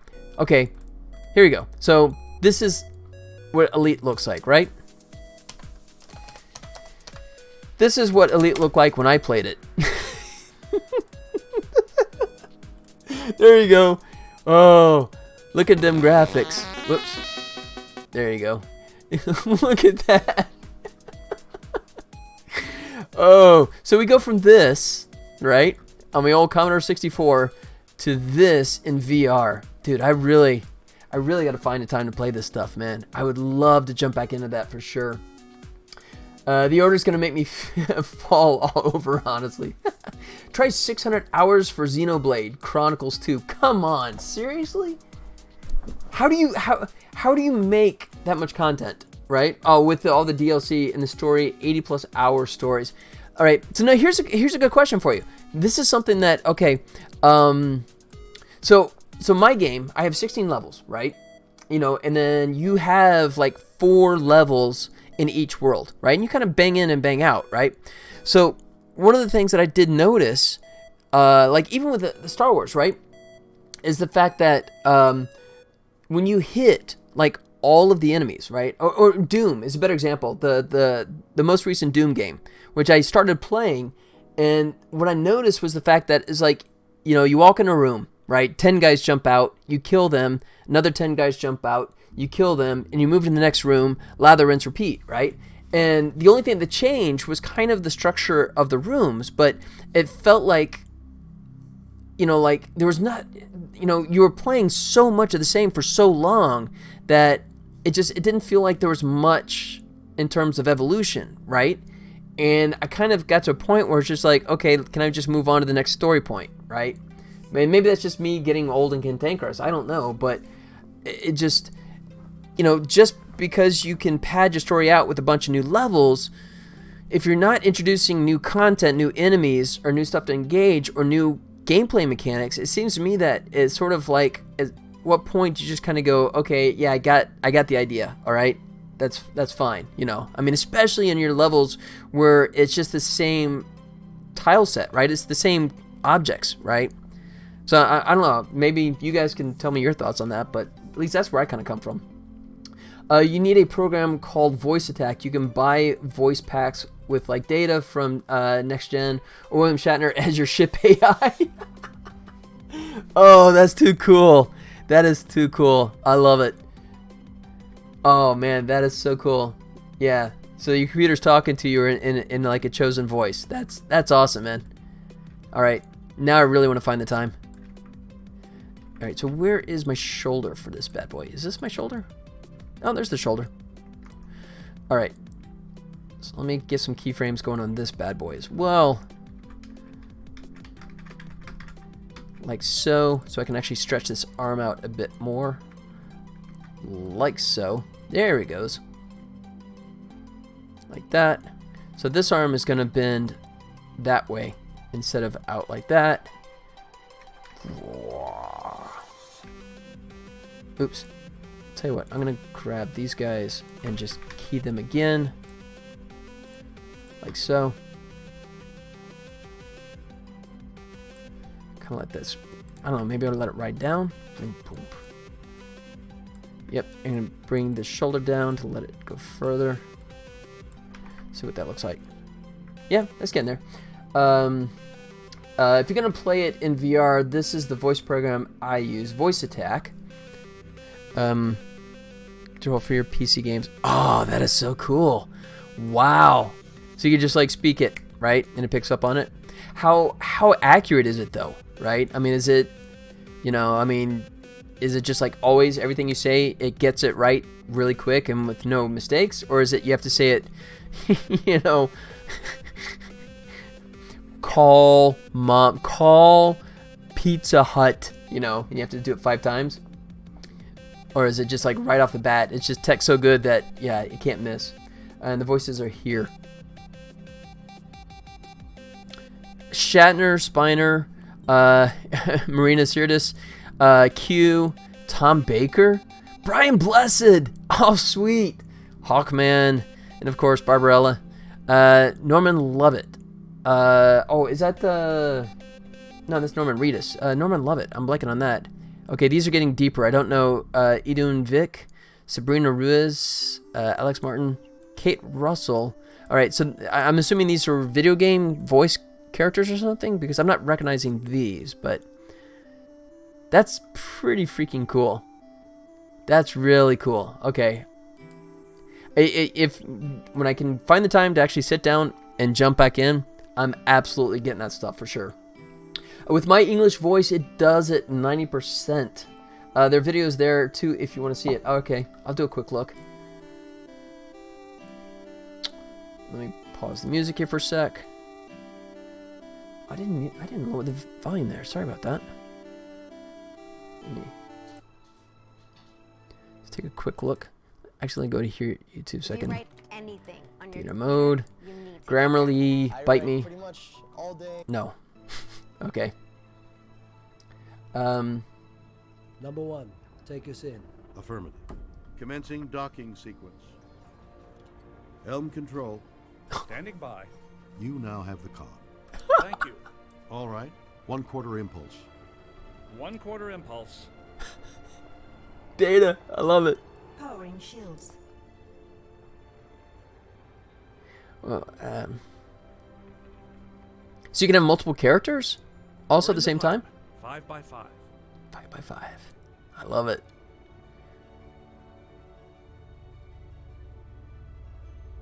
It's great, yeah.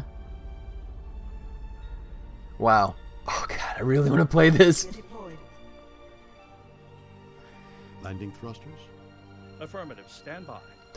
Oh my god, so you get like Approaching landing zone. I thought it was like Google navigation where you get a voice, but you can have multiple voices all working in tandem.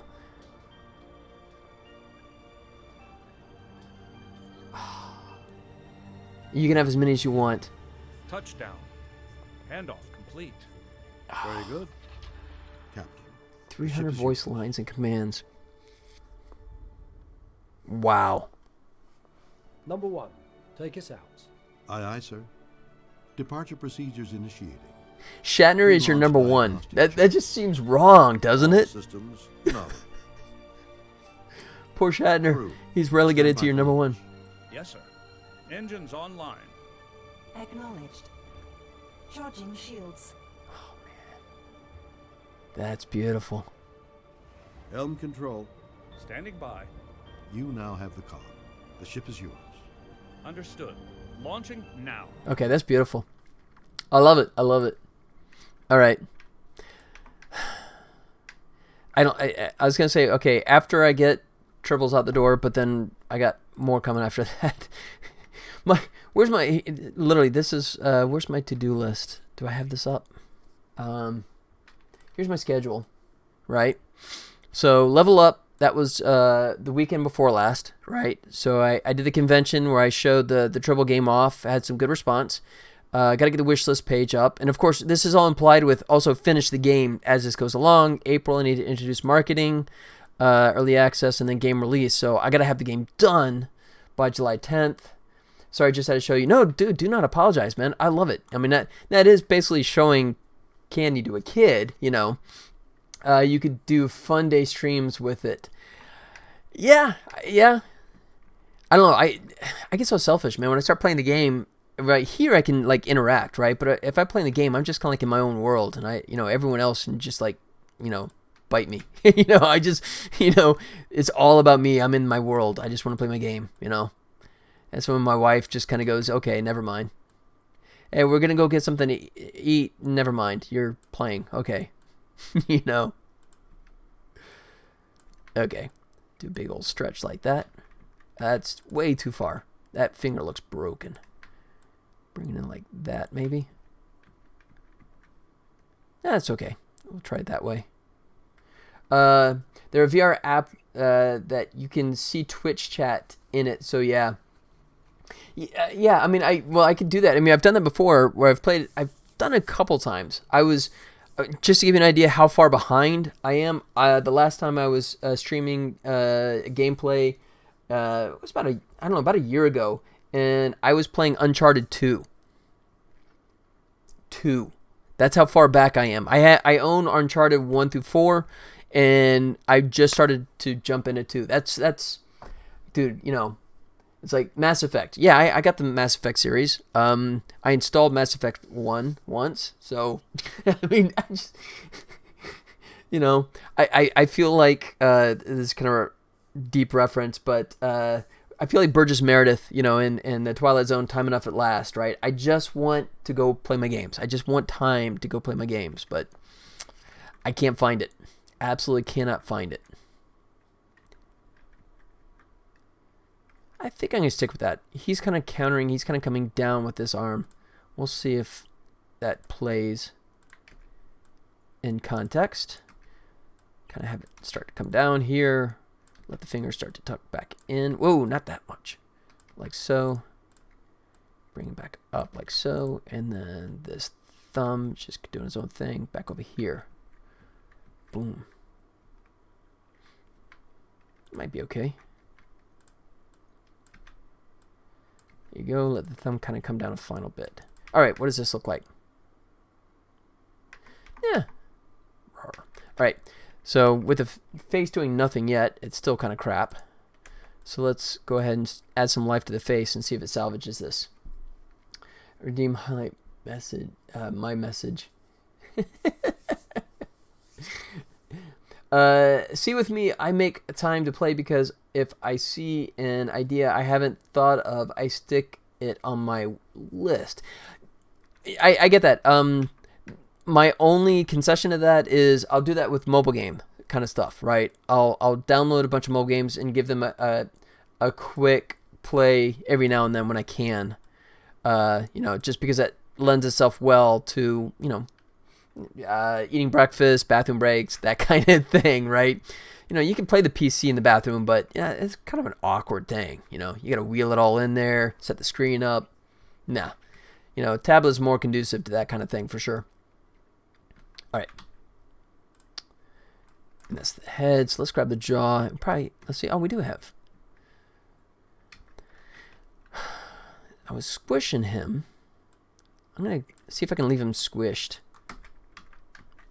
Yeah. Yeah, that was in the too much information category, I think, wasn't it? That probably was. That was a little bit of overshare. I'm sorry about that. All right, so 3. So the only thing I don't like about this character and the design, and I haven't taken the time to actually do anything about it, is it can only go so far, and then I start, you know, I get this, where the mouth is missing the gap. So I can only push this so far.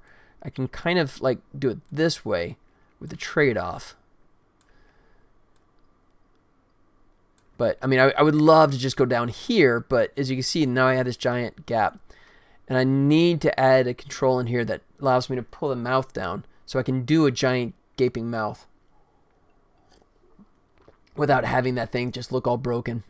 I mean, I guess I could animate it this way and promise myself that I'm going to fix it. Sort of like Bill and Ted's Adventure, right? It's like, okay, when they escape from the prison cell, it's like, yeah, we got to remember to come back and put the keys here on the shelf. So I could try to remind myself to come back and actually add a control to the head here that allows me, I don't know, is that going to, I guess it'd be okay with the animations I already have. I don't know if that'll break it. I don't know how that works. I've never augmented a character after I've started integrating with Unity, so I don't know if I add another joint, if that's going to really foobar the existing character. I might have to play with that. All right. But it's just, I can't really get much of a range in terms of expression here, like that. That's just about as far as I can do it before it, you know, and that's, yeah. You know, that's just not that much. Eesh. Just a bit of a challenge there. Yeah. See, I just want a big old roar there, right? I want the jaw down to here, right? Excuse me. All right. I'll just, yeah. I'll leave it be for right now, and then that's something that I'll revisit when time permits. I guess I can work with the eye up here to try and sell more of this instead, because this I have total control over. So let's go that route instead. So let's go 16, 19. So here, I'm going to bring this way down, like so. Actually, I guess I should play with the eye here as well. Haven't even started touching that yet. 16, 19. I thought I had scale control on this, but I guess I don't. If I slide him down, yeah, okay, I can just tuck it in the mouth. Why not? There you go. That's kind of compressed. So, all right, I'm going to stop there and come back and play with the eye a bit. Turn off the controls. Yeah, so he's doing that. Go really big with the eye. Oh, let me do this. So I can go ahead and take this thing up at this point. Really go big. Right? And that'll let me, now I can even go bigger with the eye. Just really push it. I'm a big fan of going too far and then dialing it back. So this may be excessive. Whoa.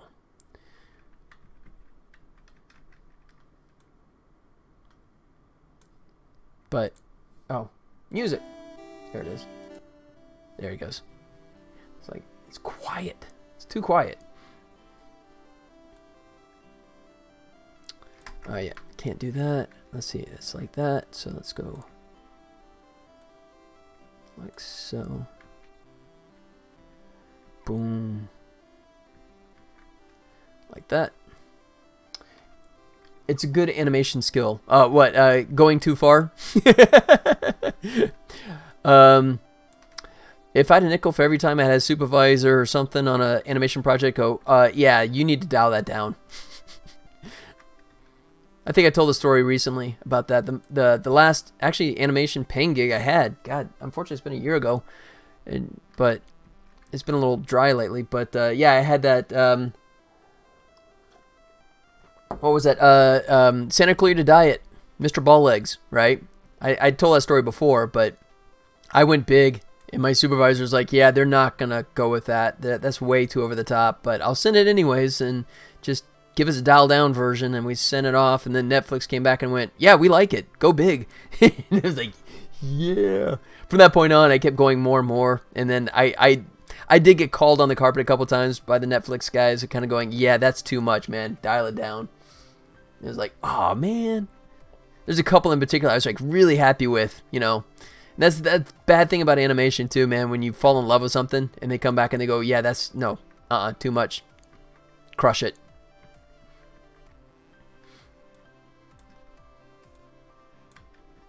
Ooh. Okay, let me come down here.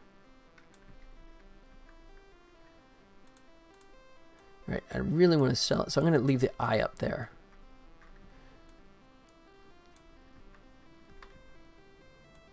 Haven't done that before. Actually, I should do this. I'm going to like let it ride over the edge, but it helps because it's right there and it implies that he's looking up. That's one of the things I've had a hard time conveying is the specific direction the eye is looking, right?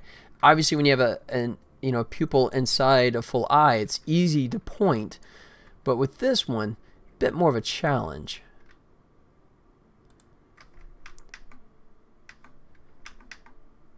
Okay, so okay start, but that's way too much of a snap. That's better. I feel like if you want something real, you'd use real characters and practical effects. CG cartoons should be used to dramatize a bit. Yeah. I guess it also depends on the character and the context, right? I mean, if the character has a history, right, you expect a character to behave a certain way, right? I mean, like speaking of William Shatner, right? If Shatner was doing Kirk and then suddenly started acting like Jerry Lewis, hey lady, I mean, you going, wait, what, right? So I think that's true for CG characters as well, too, right? I think there's an expected level of behavior, right, that you have to be kind of true to. Kind of cheat that like that. All right, so now good. He's doing the dip. True. Yep. All right, so now we got that. He's doing the big. Cheat that over. Like so, and then now we're gonna do the closest I can come to having him blink. I need to go get some food real quick. I'm starving. Go, man. I might wrap up at 4, or I might go a little bit longer, just to see if I can push this animation as much as I can. But go do your thing. The boss is calling me to get some food. My stomach owns me. I got you. Go grab something, man. That's cool. Like that. All right, so he's doing his thing here. Boom. A little further down. Can I come further? I guess I can. Squeeze this just a little tighter. Yeah, that's about as tight as it's going to go. Crap. Yeah. All right. So we got that. And then we go big old roar time. So now we go big.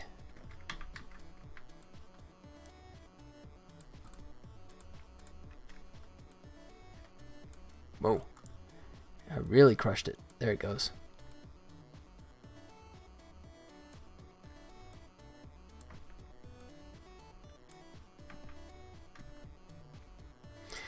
Problem with the eye like this too, because I have no way of furrowing the brow or anything like that. It's hard for it to register as what is like angry versus what is not. I mean, this almost has a terrified look to it, right? I mean, I can kind of like tilt it down, but even that, I mean, there's nothing really to register an emotion, which is a bit of a challenge, right? And usually a wide-eyed kind of thing implies, terror. So maybe if I don't go so big, right? Maybe that'll help convey that he's doing a yell, roar, and not a I'm. Yeah, I think that might work. and not like an actual I'm scared.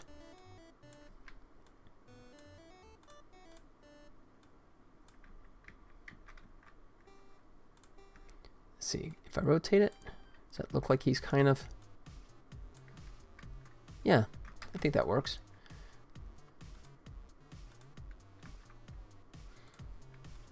Start to bring this back into line, because now we're, yeah, so now we're back and ready to go into whatever animation that we go to, walk, jump, whatever he does next. And yeah, I can leave that, just let that fade off. And then at this point I need the jaw to go back in place. 3. Start to cheat this a little bit. And then let this go back, and then tell you what, simplest thing to do here is just zero everything out. Oh, maybe not. Oh, not scale, dumbass. There. And maybe let that start to slide out a little bit. Boom, like so. Yeah, you see what I mean? I really need a big roar there.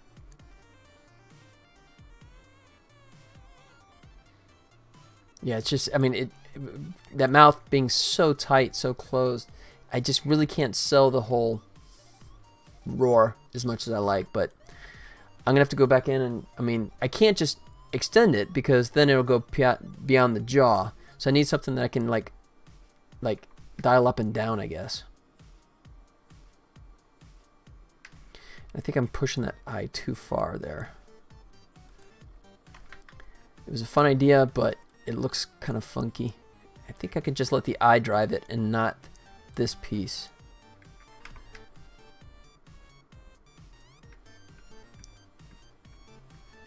Alright, so I'm going to cheat it. I'm going to let it stay up there. Even though that should be the end. And just let whatever it crossfades into kind of fade into there. Alright. Like that. Okay. Yeah. Let's see. It's going to be about yay big.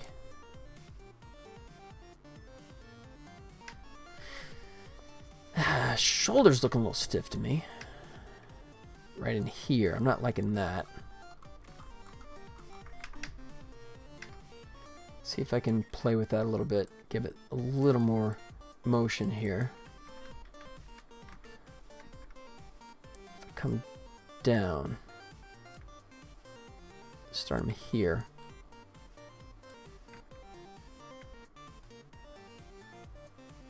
Maybe like that. Nope, that doesn't. That does nothing.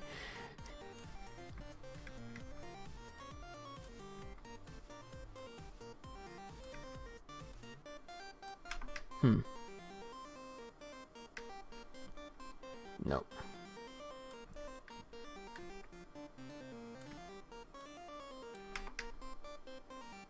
Nah, it just pops.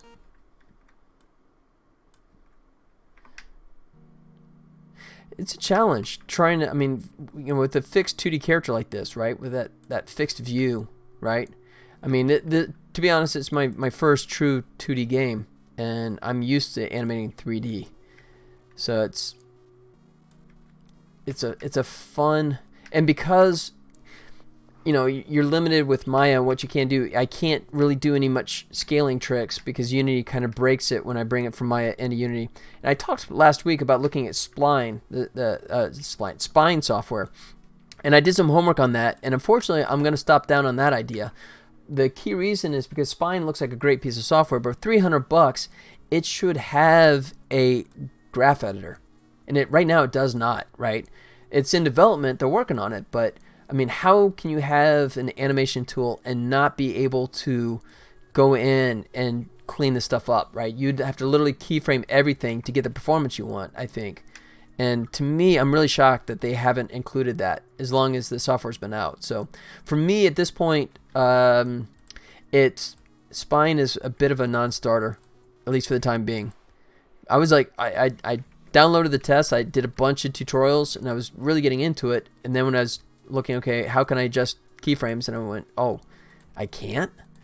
Oh, that's not good. And that was like the end of it for spine.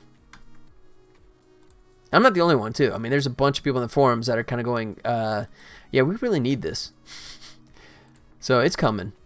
And I think once that actually gets dropped in, I'll revisit it for sure. I don't think it's going to be in time for this. Okay, so stretching there. That's the key one. I got to like clean that up. Come forward like that.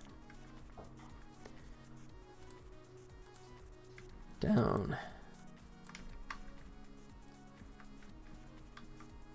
Maybe cheat that forward a little bit like that. There. So I'm just trying to avoid so it doesn't have like big jumps in between keyframes.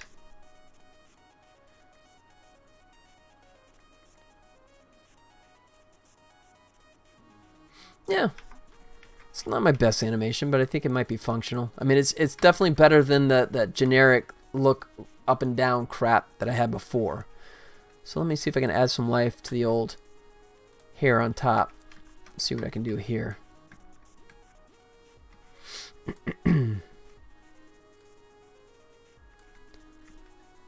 Let's compress that down a little bit. Boom. Because this one, he's really whipping his head back, so that would go like really flush against his head there. And then that, not so much. I don't think he would bounce back that fast. There it goes. Kind of stretch it out that way a little bit more.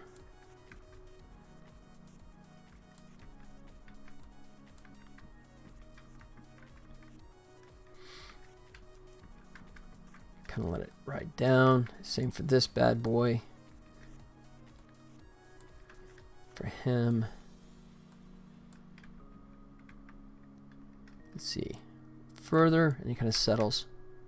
Yeah. So now it's just like that secondary kind of animation look there. Want this one just have a little bit more. I need to just come further. Yeah, I think that's it. Yeah. It goes to 19 at this point. These guys would get stretched. Kind of, come on. Thinned and stretched a little bit like that. Yep. Get that fun. I love the squash and stretch. I wish I could do more. But it's just as soon as you do anything that's not like the end of a chain, but you do that has like, you know, the parent and you have children below it, it looks good in here in Maya, but when you bring in a Unity, the scaling just gets all butchered, which is just really annoying.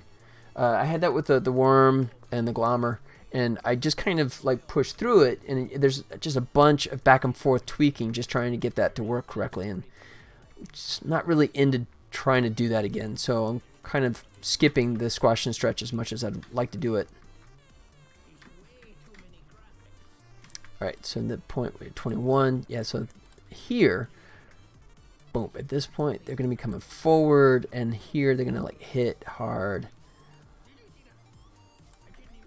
You know what, actually I guess you would stretch that way, and like hit, boom, boom, like that.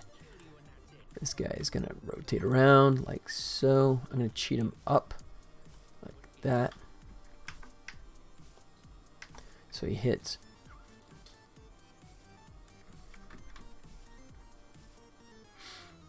Let's see. So here, what we got? 24.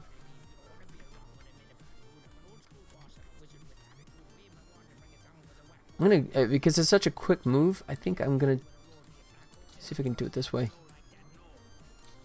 It's only, what is that, 3 frames, so it's going to be probably too quick. It's probably going to be a little jarring, but I'm going to see if I can get away with it. Like that. Yeah, okay, that's not too bad. Because he hits, and then the head's going to rock forward, so these guys are going to bounce like that, and then start to come back forward.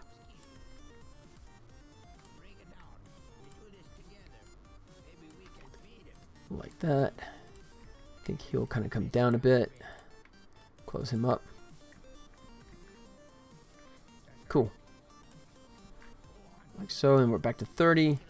And I'm going to cheat and not have the return frame and just kind of push this, just knowing that he's going to crossfade into something else. And then just let it go a little bit further for the overlap at 33, like so.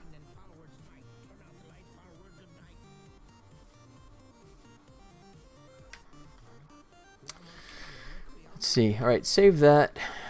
See if I can do a little more motion with the head. I wonder if I can get away with this.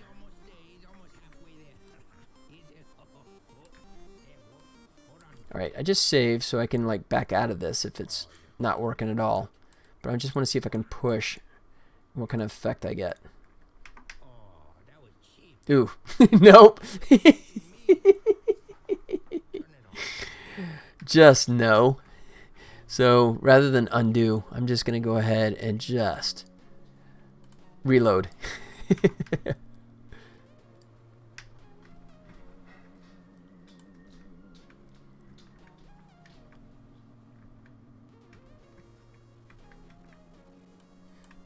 I feel like I'm not quite hitting extreme yet with that. That's starting to look more like it's kind of flying off his body. So I think I went too far.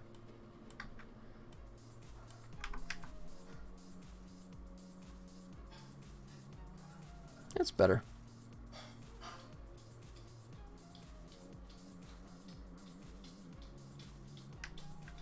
Ooh. I just noticed this. It's just doing like a slide down. That's really ugly.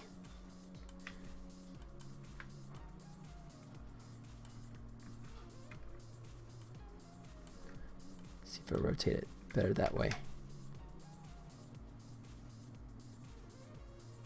No, I don't like that either. So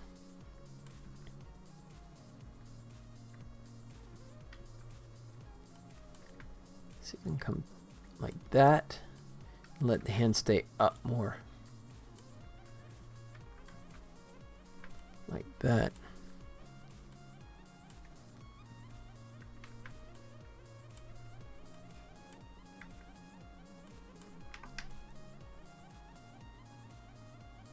Yeah, the problem is it's just not a good contrast because I'm leaving him up.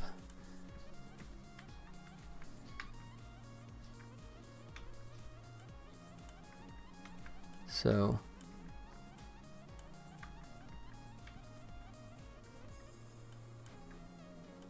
how about that? Okay, I'm almost there. Let it come down there. It's kind of ping-ponging now.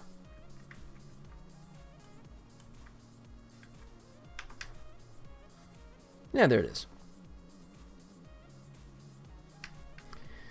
Still this fixating on this, but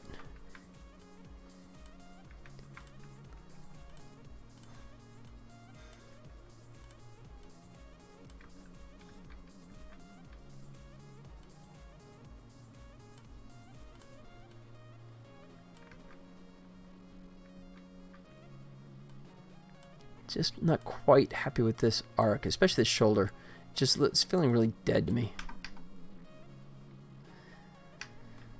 Yeah.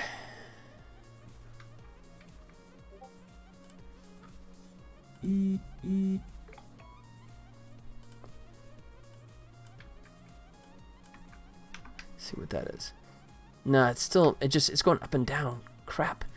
It's just there's not much range.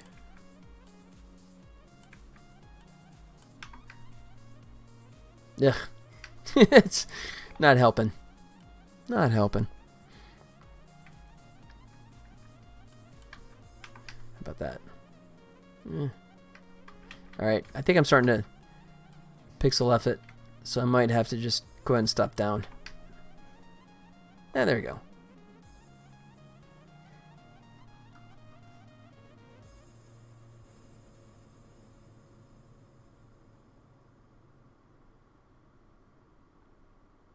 All right, I think that's good enough right now. I think I'm going to leave that as is. So I'll tell you what, I'm going to select him, go cog geo, export selection, and go to my documents, Tribble Troubles, assets. You see animation in here? There's animation, ape, and we'll say look up. Kick that out. Any complaints? Don't care. Good. All right. Yep. All right, so a little after 4. I think that's a good cutoff point. Aaron, Blow the Stone, all you guys that were hanging out and chatting with me. Guys, really appreciate the conversation. It was good talk today, man. I enjoy that. Always makes it go faster. Probably a little less productive, but who cares, man? I'm having a better time. I'm going to wrap it up here one more time for those that just came in. Let me go ahead and send you the link. Do I have it here? Yeah, there it is. There is the gameplay trailer that I just finished this morning, put out there for this game, Tribble Troubles, that you see me working on right here. It is the world's very first video game starring Tribbles from Star Trek. If you don't know what they are, look them up. No, I'll show you. And I'm lucky enough to actually have rights to do a video game with Tribbles. There you go. So came out of the original Star Trek series, right? The cute little fur balls that eat all the grain they find in ships. So now you play as a Tribble that got beamed into the center of a planet, and you're trying to climb your way up to safety as the Tribble, facing all these different enemies. There is the elevator pitch. Excuse me. So I'm going to go back to work. Maybe try and get the Steam page going ASAP. But until then, I will be back on Wednesday. So feel free to come out and hang out with me then. Until then, you guys take care of yourselves and hopefully see you real soon. All right? That's it, guys. Take care. Adios.